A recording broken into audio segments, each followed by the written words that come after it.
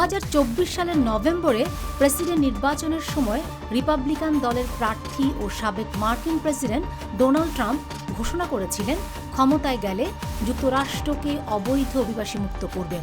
নির্বাচনে জয়ী হওয়ার পর সাংবিধানিক বিধি মেনে গত 20শে জানুয়ারি শপথ গ্রহণ করেন ট্রাম্প এবং সেদিন বেশ কয়েকটি নির্বাহী আদেশে স্বাক্ষর করেন।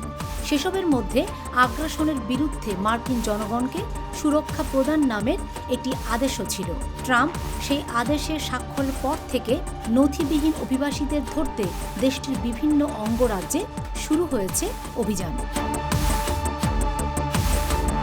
যুক্তরাষ্ট্র যেসব অবৈধ ভারতীয়দের ফেরত পাঠাচ্ছে তাদের জায়গা দেবে কোস্টারিকা।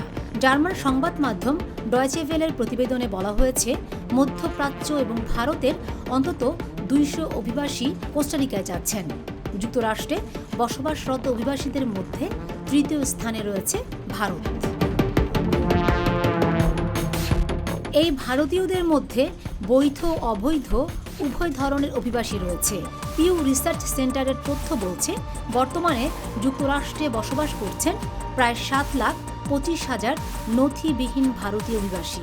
জানুয়ারির শেষ দিকে যুক্তরাষ্ট্রে অভিযান শুরুর কয়েকদিন পর ভারতের পররাষ্ট্রমন্ত্রী এস জয়শঙ্কর বলেছিলেন, যেসব ভারতীয় বৈধ অনুমোদন ছাড়া যুক্তরাষ্ট্রে বসবাস করছেন তাদের গ্রহণ করতে ভারত প্রস্তুত। এর আগে মধ্য আমেরিকার অপর দুই দেশ পানামা এবং গুয়েতামালায় সাময়িকভাবে পাঠানো হয়েছে নথিবিহীন ভারতীয় অভিবাসীদের, তবে সেটি কোনো স্থায়ী বন্দোবস্ত নয়, অর্থাৎ নির্দিষ্ট সময় পরে তাদেরকে ফের ভারতে ফিরে যেতে হবে।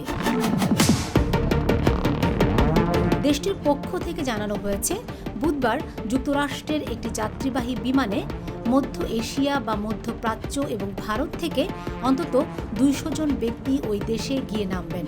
কোস্টারিকা তাদের স্বাগত জানাচ্ছে। কোস্টারিকায় নামার পর সেখান থেকে তারা ওই ব্যক্তিদের নিজেদের দেশে পাঠানোর ব্যবস্থা করবে। বুধবার যারা দেশটিতে পৌঁছাবেন তাদের একটি অস্থায়ী অভিবাসী ক্যাম্পে রাখা হবে। এই ক্যাম্পটি পানামার সীমান্তের কাছে তৈরি করা হয়েছে, আর এ সংক্রান্ত অর্থ যুক্তরাষ্ট্র ব্যয় করবে বলেও জানিয়েছে। Fatema Shilu, GTV news.